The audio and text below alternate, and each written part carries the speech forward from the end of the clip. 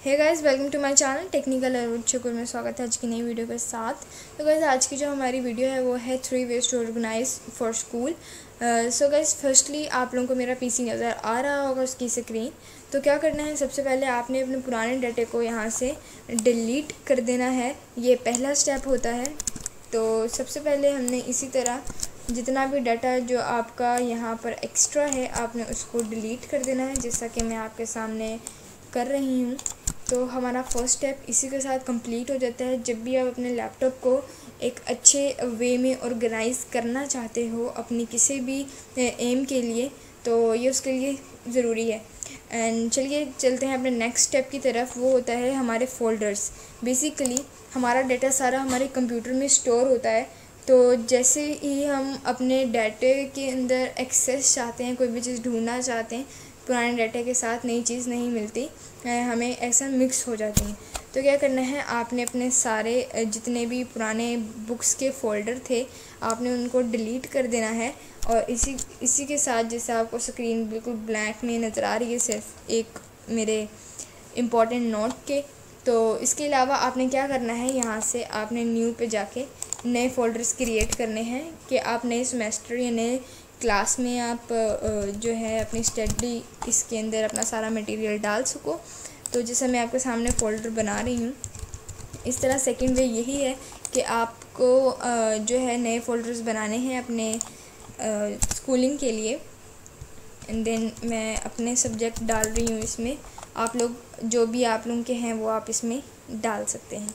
सो ये काफ़ी इजी है। जिस तरह का भी आप इसमें डाटा एंटर करना चाहते हैं वो आप इजीली बाद में कर सकते हैं।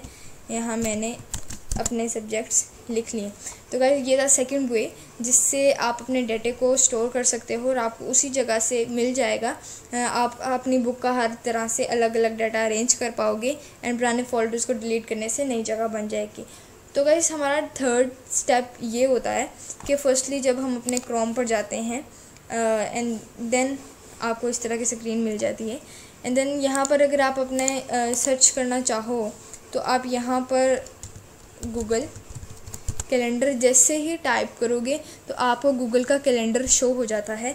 आप उसको कैसे ऑर्गेनाइज़ कर पाओगे अपने हिसाब से, तो गाइज़ वो भी इसका एक पार्ट होता है स्टडी का, क्योंकि आम लोगों के पास डिजिटल चीज़ें ही होती हैं। तो क्या करना है, इस तरह आपने अरेंज कर लेना है विद डिफरेंट कलर्स। जैसा कि अभी आपको स्क्रीन पे नज़र आ रहा होगा कि मैंने किया हुआ है। जैसे मैंने अपने किसी इवेंट के लिए येलो कलर को चूज़ किया हुआ है। एंड देन यहाँ पर आप देख सकते हो मैंने अपने यहाँ पर ग्रीन कलर को चूज़ किया है किसी भी प्रोजेक्ट के लिए। और इसी के साथ मैंने यहाँ पर गेस्ट या स्पीकर के लिए ब्लू कलर और एप्लीकेशन के लिए ऑरेंज, असाइनमेंट के लिए लाइट पिंक, एग्ज़ाम के लिए रेड कलर को चूज़ किया है। इस तरह आप भी अपने हिसाब से ऑर्गेनाइज़ कर सकते हो अपने डिजिटल कैलेंडर को।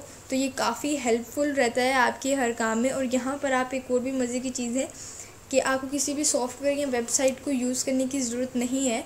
आप सिंपल इस पर भी रिमाइंडर लगा सकते हो और आप उसको यूज़ कर सकते हो। यहाँ पर बहुत सारे फीचर्स देखने को मिल जाते हैं। होप सो आपको ये गूगल कैलेंडर यहाँ से पसंद आएगा। एंड ये थी गाइस तीनों आप चीज़ें जिनसे आप ऑर्गेनाइज़ कर सकते हो अपनी स्कूलिंग को एक बेटर वे में। तो गाइस, होप सो आपको वीडियो पसंद आई होगी। अगर पसंद आई है तो लाइक करें, शेयर करें और सपोर्ट करते रहें इसी तरह से। आज के लिए बस इतना ही। मिलते हैं अपने नेक्स्ट वीडियो में। थैंक यू एंड अल्लाह हाफिज़।